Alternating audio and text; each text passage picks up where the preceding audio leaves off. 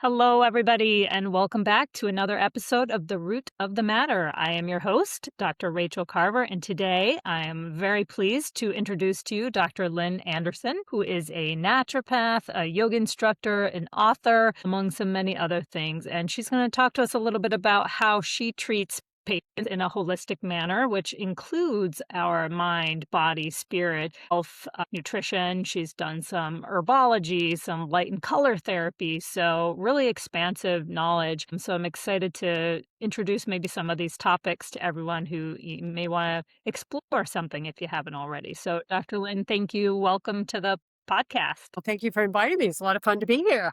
So, why don't you tell me, what brought you into naturopathy in the first place? Well, I kind of go back to the very first beginning of it. I grew up in a little island off the coast of Maine, and we pretty much did a lot of folk medicine. So I kind of grew up around it. That was kind of the way, we didn't have a doctor on the island, so there was a lot of folk medicine going on.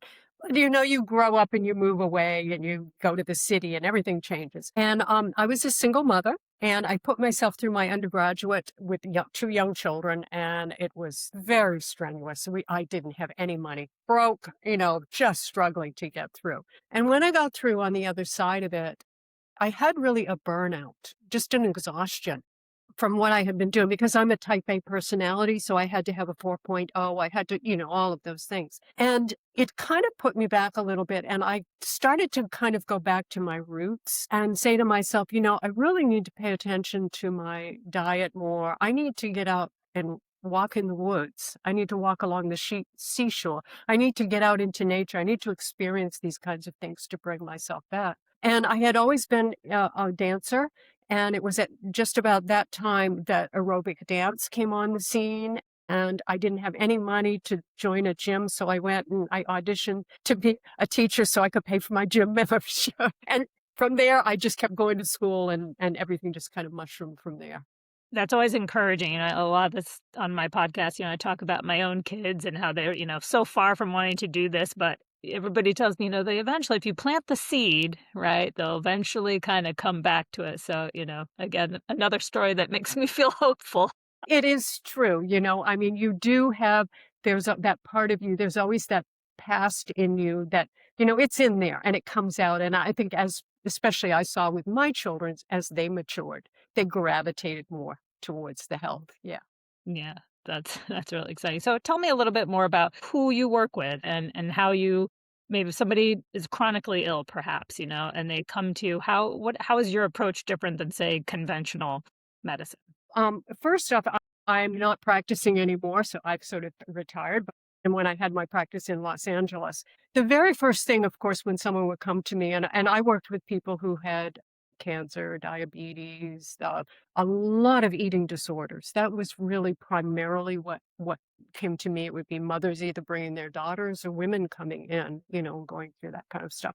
So the very first thing to remember is that a naturopath is a teacher. That's who we are. We're there to teach. And so I would always explain to them, I'm here to teach you. What you do with it is up to you. And I will teach you, understanding that.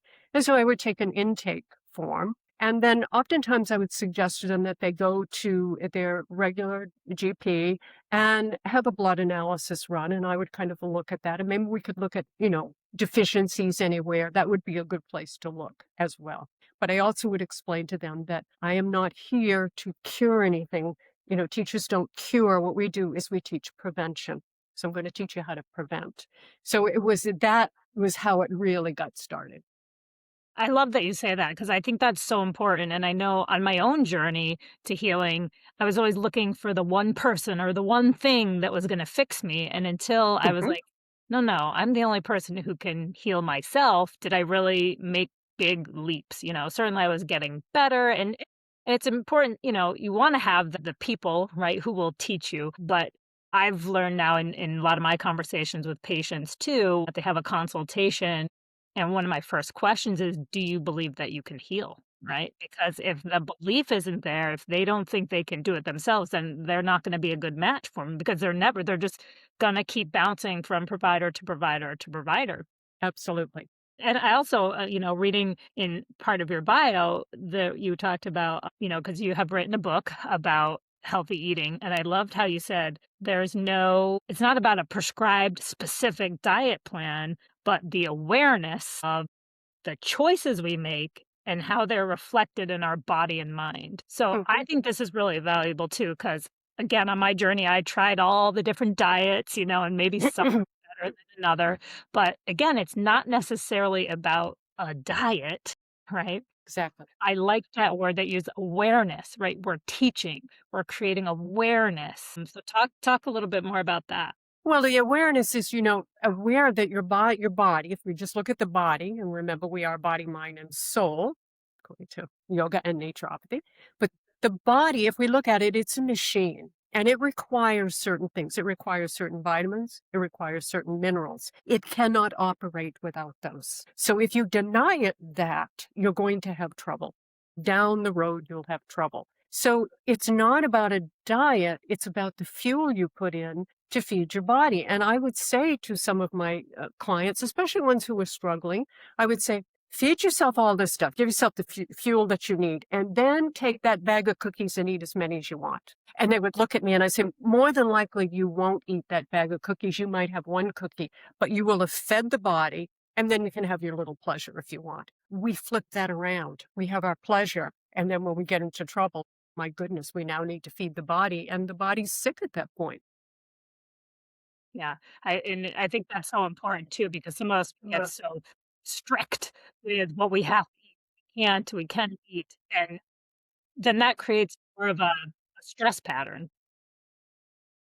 right? And But I will tell you, I will throw in there that 90% of diets fail, and the reason they fail is because of deprivation. So if yeah, I tell you you can't have something, you're gonna want it even more, and as soon as you get off that diet, that's the first thing you're going for. So we that needs to be flipped around, not the things that you can't have, but let's focus on what you can have you know? And that's a hard transition, it is. especially into today's world, because today's world is very much processed food and fast food and poor diet. Yeah, but I've noticed even with myself, I used to be so strict about my diet, and once I started to like, you know what? If I'm gonna have like this morning, I brought my assistant a croissant, a ham and Swiss croissant. I don't eat a lot of wheat, but I was like, you know what? It's just us in the office today. Let's have a little treat, and I'm not gonna worry that I might have a little bit of gluten because whatever. The rest of the time, I'm eating fun, and this tastes delicious, and I'm gonna enjoy it and share it with a friend. And that's really important. As human beings, we are hardwired for pleasure. That's a fact. Okay. There's hormones, there's all that stuff going on there. There's a pleasure center inside of us. And it's wired, and it has to do with food and with things like that. And the reason that is there is we are supposed to find some pleasure in life. We're not supposed to live in a cave somewhere and deny everything. But it's all about balance. And that's the essence of Kriya Yoga, is that everything in life should be in moderation and come to balance. Hard to do sometimes. It is, but that's a word I try to live by now too is balance, right? Even, Mhm. when we're treating in dentistry too, it's not about killing all the bad bugs that cause gum disease. Certainly, we want to minimize those, but we also wanna grow the population of the good things. So it's not about one or the other. It's how do we create that healthy balance within our body, right? Especially in today's day and age when we're bombarded by so many chemicals these days, right? We need even more nutrients, but again, we can't stress out about every little thing in the world. There's a lot we can't do about it. So, again, Well, having it's like, I see people all the time, and they're just out here, and they're talking about all the things that are going on in the world. And I will calmly say to them, since the beginning of time, there has been war, there has been famine, there has been all of these things. No, they're not great things, but it's part of human nature. And it's being able to step back, and you don't have to support that, but understand that it's part of human nature and you don't need to participate in it, step back from it. The anxiety gets you into it. oh, 100%. And I think, 6 years ago, the whole COVID, I mean, that whole fear, I mean, that just is just insane, but it might as well have been a war, the same kind of thing. I kept seeing like these parallels to World War II, like all this, I mean, it was just craziness. Obviously, thank goodness not as, severe or devastating in many ways, but similar kind of mindsets that people had and created a lot of bad health just because of the fear and the anxiety. I think that we don't realize how much our emotions, we talk about it a lot on this podcast, they totally suppress our immune system. Right. Absolutely. They have so much to do with it. And stress is one, is a major, major factor. And, and that's where yoga comes in and meditation and, is being able to just let go of those things. And even if you only let go and breathe just for a few minutes, I always tell my students every time I have you take those deep breaths, you drive an oxygen to all those lovely little organs inside your body. There's a world in there you need to take care of. And it's about just letting go for a little bit you know? And you feel different when you come back. It's amazing. I started, when I started learning about breath practice, and I'm like, how am I going to fit this into my crazy day? And I started doing while I was in the middle of work, when I'm doing a restoration or a filling and I'm putting in a composite resin, I have to cure it with a light. And there's a 5-second beep. And I started saying, hey, this is the perfect time to just breathe in for 5 seconds, breathe out for five, because I was noticing I had bought a little breath sensor and I was breathing like 20 breaths a minute. I was like, well, no wonder I'm exhausted when I go home. I am in sympathetic for 8 hours straight. Mhm. Yeah. And so now it's just that little cue, or now I'll do it. I have a 25-minute ride to and from work. And that, I mean, I'm already driving, right? That is the perfect time. And I was trying to teach my patients too, this say same thing. I have no time. I'm working all the time. I'm like, hey, well, what are you doing when you're driving? It's a great time to, and I notice when I do this, I don't drive fast.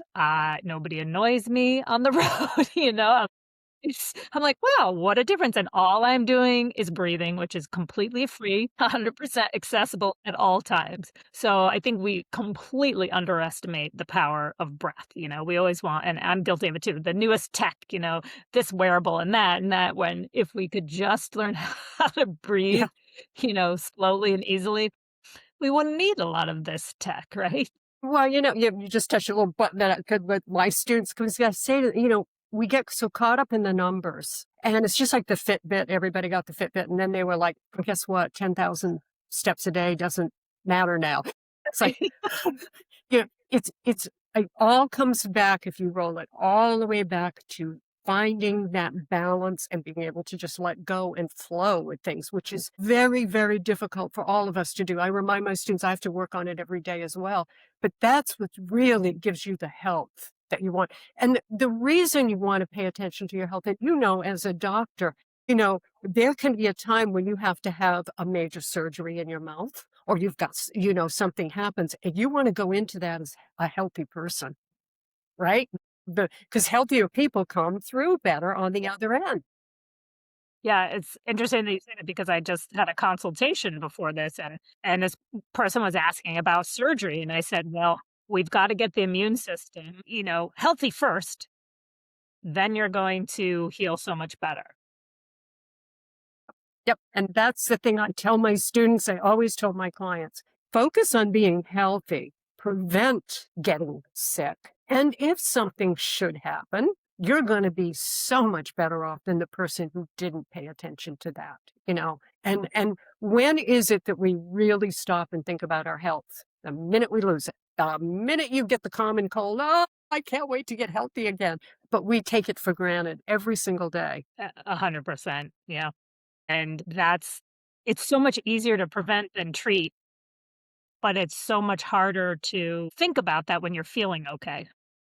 Exactly, exactly, because you're feeling great, so you're out having a party or whatever you're doing, and maybe, eating junk food or whatever. Yeah, and not thinking about it. And then when we get sick, everybody goes, "Oh, I'm gonna eat better. I'm gonna exercise. I'm gonna take better care of myself." So we want to, the big focus of my practice too is prevention, prevention, prevention. How do we avoid Mhm, surgery? How do we avoid that, invasive dentistry? And yes, sometimes we do need the antibiotics and sometimes we do need the surgery, but what can we do ahead of time, to build the resilience in the body, right? I mhm, totally believe the body completely knows how to heal itself if we give it the right tools, right? And I think what you were saying earlier is so true.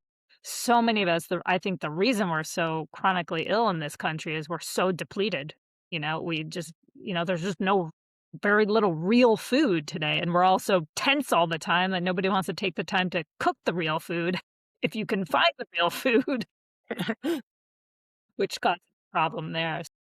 Yeah, and then we we take a prescription for everything, and it's not that, there are times, when maybe perhaps you need a prescription, maybe you need antibiotics or whatever. But the downfall is that after the antibiotics, you got to build the microbiota in your gut back up again. And Mhm. doctors don't follow through with what happens afterwards, because when you put medicine in, they're chemicals, they're poison to the body. Now, that doesn't mean that you don't work with science, but when you depend upon them, lose the part of feeding your body what it really needs to operate properly. So Mhm. it's all of those things. It's a problem. I just had a family member reach out to me because she was given Tums to get her calcium, which first of all, what? And then second of all, then she started having a lot of problems, got an infection, was on antibiotics, then Prilosec, and no, they never talked to her about probiotics, right? She was on antibiotics for weeks, and I was like, "Oh my gosh." I was like, she said, "I thought I was having a heart attack." I'm like, "Well, they prescribed you the exact wrong solution, right? Because it first of all, who takes Tums to get calcium? Why would you wanna shut down all of your digestive juices? Horrible. Like, no wonder you had heartburn, you had no stomach acid, and I know it sounds weird because it feels like burning, but, it's been proven time and time again that, that valve stays open if we don't have enough stomach acid, so yes, we're gonna feel the burning, but I was like, "Oh my gosh," and these are, educated MDs who are doing this, and I just, give her the little red face emoji, like, why don't these doctors read the science? Like, I don't understand, and it's crazy. Well, medical doctors are required to take I think it's one class in nutrition, like one sort of over here somewhere class. I just got to get through this in nutrition. When no, it's nutrition is we call it the three pillars, which is nutrition, exercise, and sleep. Those are the three pillars of health. And if you got balancing those out properly, then you probably have really good health. And each one of them has their problems. But why aren't they, promoting those three things, Mhm. Well, I think we're seeing such a surge in people searching, for naturopaths. I had a new patient call the office today, and my front desk asked, like, "How did you hear about us?" And she said, well, on social media, I'm looking for somebody who is holistic. And, we see this all the time. And it's just the demand is getting large. I mean, I'm in the middle of nowhere, Western Massachusetts, and there's quite a bit of people who are really interested and want to learn more and know more. And so I think that's more and more exploding. And these medical schools are going to have to change, or, it's not sustainable, the current model. If we actually want to do something about chronic disease, we've got to start thinking differently, go back to our roots, Hmm. which is like you said, in the folk medicine, and, understanding why we had all these remedies, and start thinking again Hmm. about how the body is supposed to work, and stop disconnecting body parts like the mouth Hmm. from the rest of the body, the eyes from the rest of the body, right? We are Exactly. It's one thing. You got to work it all together. But it's interesting because the problem with that is you have money and you have economics. And there isn't money for big corporations in keeping people healthy. There Which is isn't. where we really went wrong when we Yeah. gave over medicine to big business. Yeah. Yep, I Yeah. mean, that's the problem. When you didn't have your shingle outside your office anymore, now you're just, part of a group, and I get, some of the reasons, right? It's hard to do all those things still, as a dentist and trying to run and lear it's a lot, and it would be easier to let somebody do all that back end stuff, but you lose so much when you give up the autonomy to be a doctor, and so Hmm. we'll see. We'll hope for the swing back. But again, when I love doing this podcast because my goal is to create the awareness, right? That wonderful word again, so that more people know that there are alternatives. You don't have to Hmm. be on 15 medications if you understand what your body's trying to tell you, right? And there are all these different ways, and so many people now that we can look to and try to heal ourselves. So we just have to have that And as I would throw in there for your audience that make sure that when you do reach out, that you reach out to someone that is very well qualified and can help you. There are a lot of people everywhere that will tell you to take this herb and do this. Herbal medicine is very serious medicine. It is not something that should be taken lightly. Even diets and things should be, that should be by someone who's professional, who knows what they're doing, who's there to really do what they should be doing, which is teaching you and helping you. So really be careful because there's so many supplements out there. Take this one and that one, and the supplements are garbage.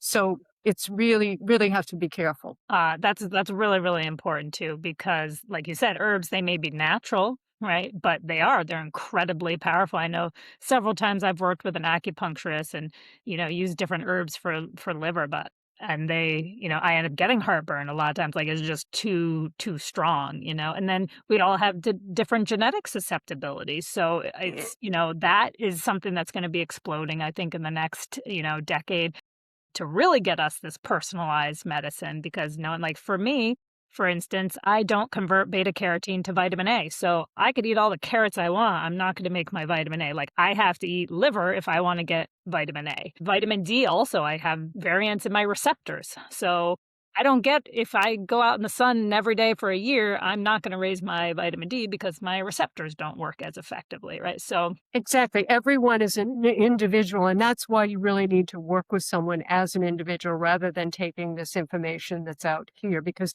general information doesn't work because each and every one of us are different. I'm going to share a little dentistry thing with you. You'll probably find this interesting. Years ago, I had a crown in my tooth, and the crown came off, and now I need to have a transplant, or I am having one put in. And they took the my blood and they spun it and they took the plasma off and injected it in. And the doctor was explaining to me, what he was doing.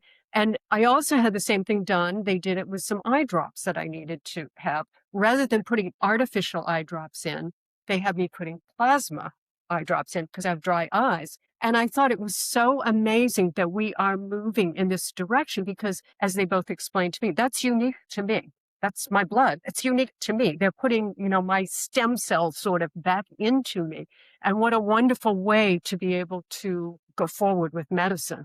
and it's a very simple all of our extractions, we do that way, we call it PRF or PRP. It is amazing. The healing is 10 times fast. I mean, it's unbelievable when you spin it down and you take those, stem cells, growth factors basically in there, and it's amazing. It's absolutely Yeah, amazing therapy. Works really well.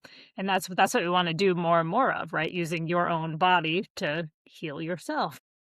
yeah, exactly, exactly. And that's a great way to be able to do it. And, if you can just take someone's blood and whip it up and use that, that's Yeah. great. Yep. It only takes minutes. Yeah, it's a great procedure. I've never regretted learning that procedure Yeah. and doing that for sure. So tell us a little bit about the light and color therapy you used to use with your patients. What was that in reference to? How did you use that? Well, the color, it's the spectrum, the color. That's what the color spectrum is. Starts at red, and red is a fiery, energetic color. And we know that when we apply that it to the body, it energizes the energy in the body. Of course, you have to believe in auras, which I do believe in, and you have to be able to understand that there's energy. The body is just energy. It's energy spinning. And what you see is just the molecules that have slowed down. They're working a little slower. That's the physical body.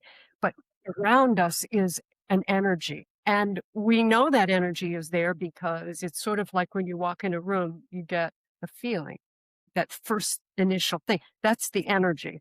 And so we call that the aura. And so we put the light into the aura or the chakras, up and down the chakras, to do those as healing modalities, a natural way of healing.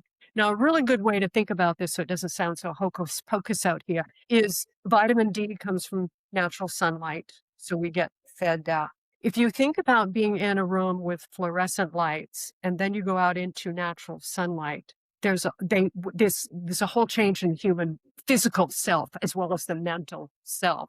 So colors and light affect us tremendously, and we don't think about it. And we don't think about, like, for example, the color green. Color green is the most abundant color in nature. That is why when we go out in nature, all of it, when you're out in green, there's like a softening, out Okay. in nature.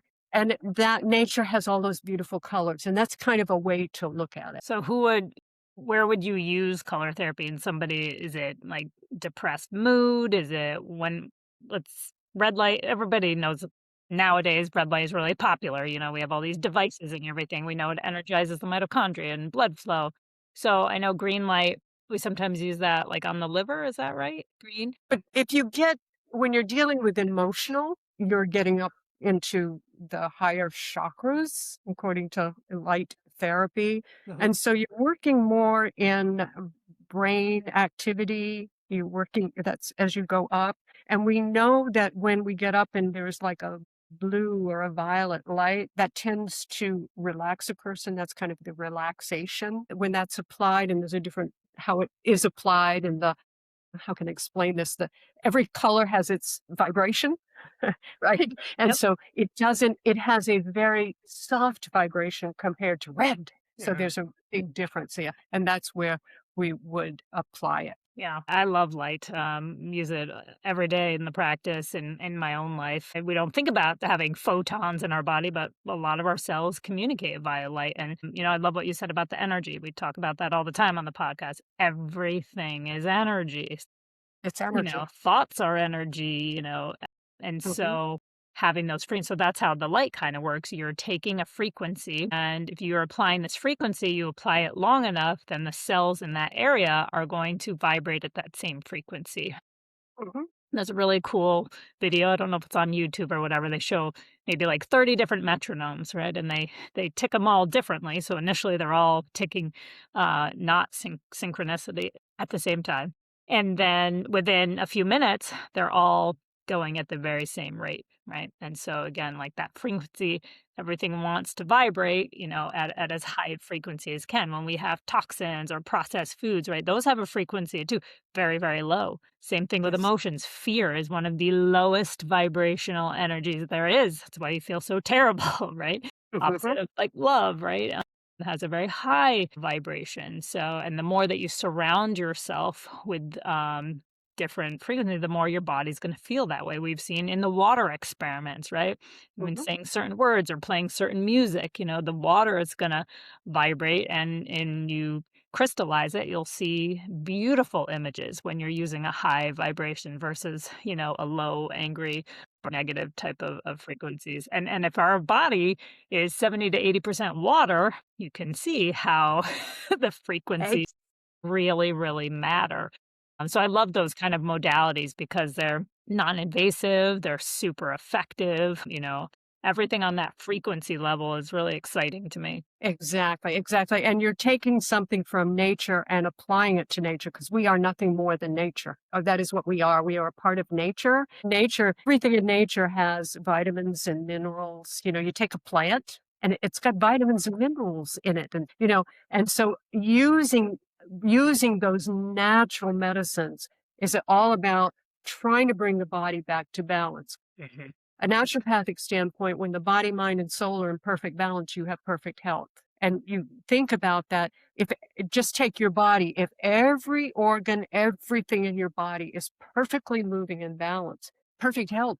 It's when you get out of balance, right? You get in trouble. Exactly. Well, talk to us a little bit about people are all familiar with what yoga is, but the science of yoga, like, how does that help? It's more than just stretching and, maybe meditating. Like what are the benefits of yoga? Well, yoga first it is a science and it is a philosophy. It's not a religion, it's a philosophy. And it's about following or practicing the philosophy of yoga. And yoga, to follow that philosophy, it is much easier to teach people how to find balance in their life by coming to, let's say, a yoga class and practicing a balancing pose, because we can work with the person and really kind of understand what balance is, because balance is not easy. And what it means to be flexible and what it means to be strong and to find peace. So the idea with the basis idea behind yoga is I can't teach those things. I can lecture those things to you, but then I can bring you into a class and we can do the physical part.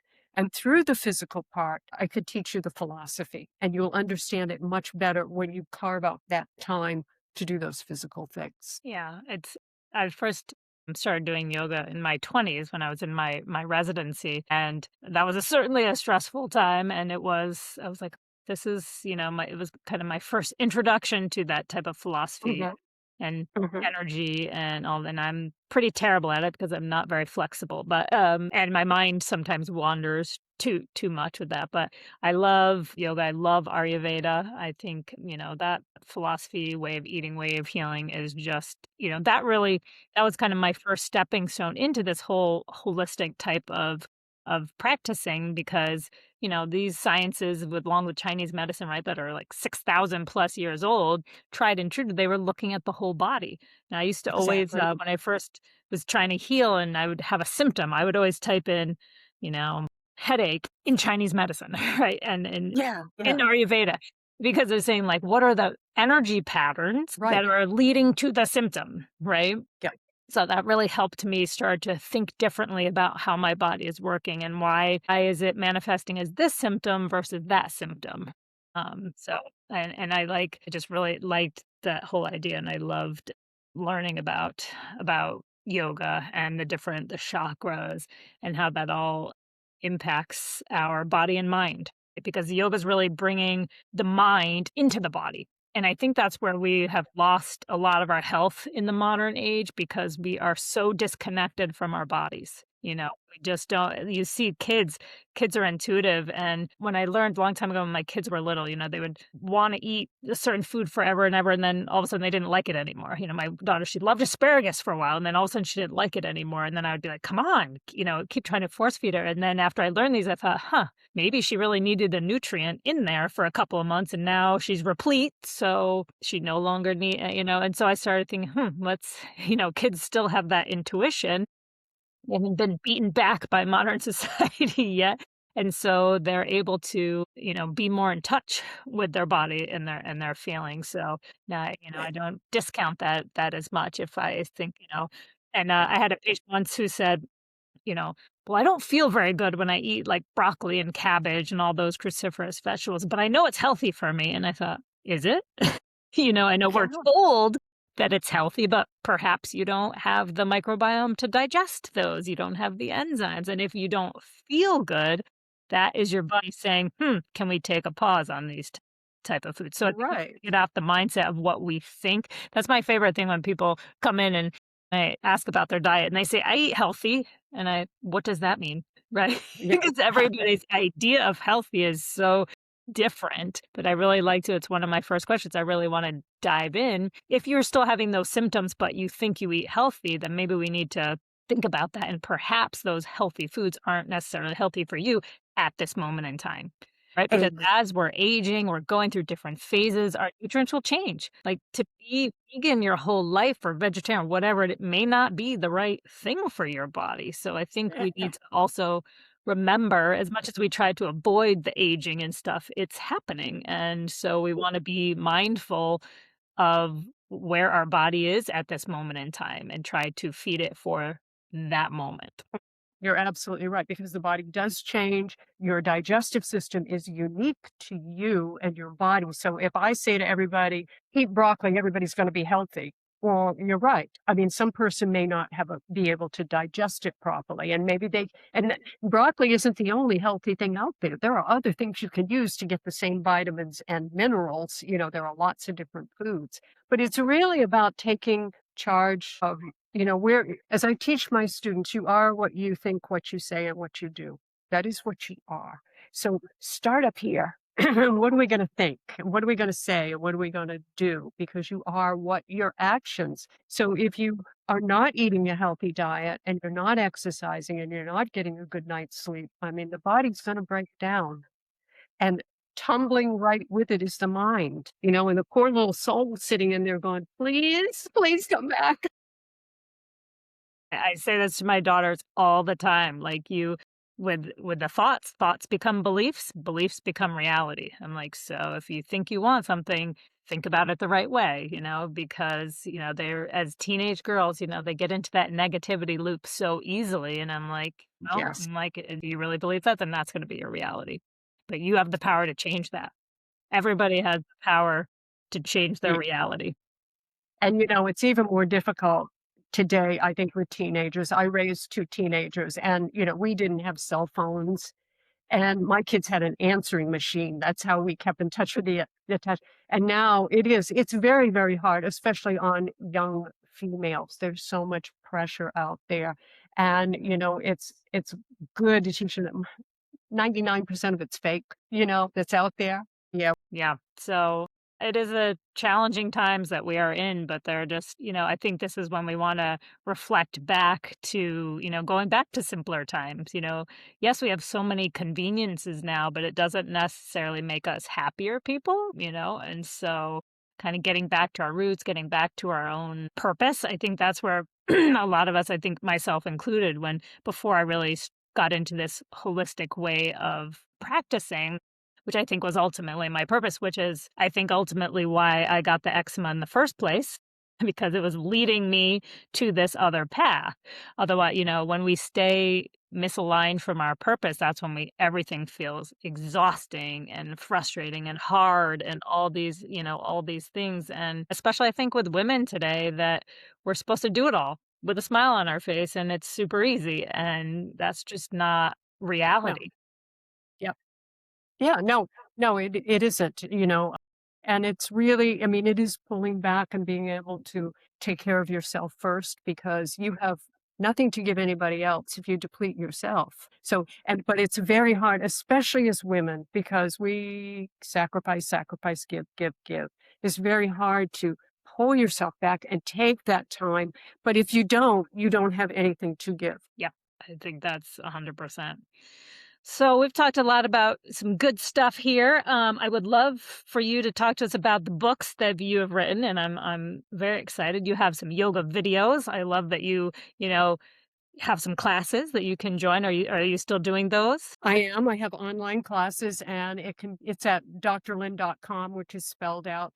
And I always invite anybody who's listened to any of the podcasts to shoot out a little message to me and I'll invite you to a free class to come and try a class online if anyone would like to. So that's that. And the books that I've written, they're really all about my 40 plus years of studying, practicing, teaching yoga.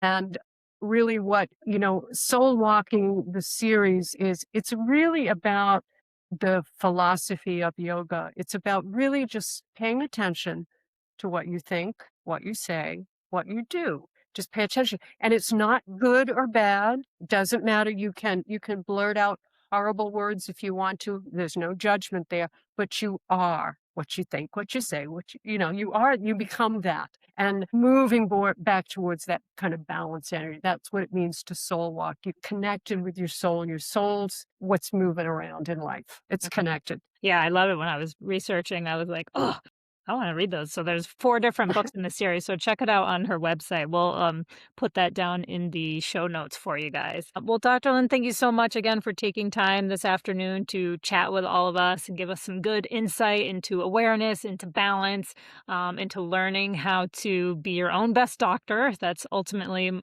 our goals as holistic providers. That's what we really want for everybody because and as you just said, when we heal ourselves, we can heal all those around us. Mhm. So I hope everyone got some good information and hope everyone has a wonderful day. We will see you all on the next episode.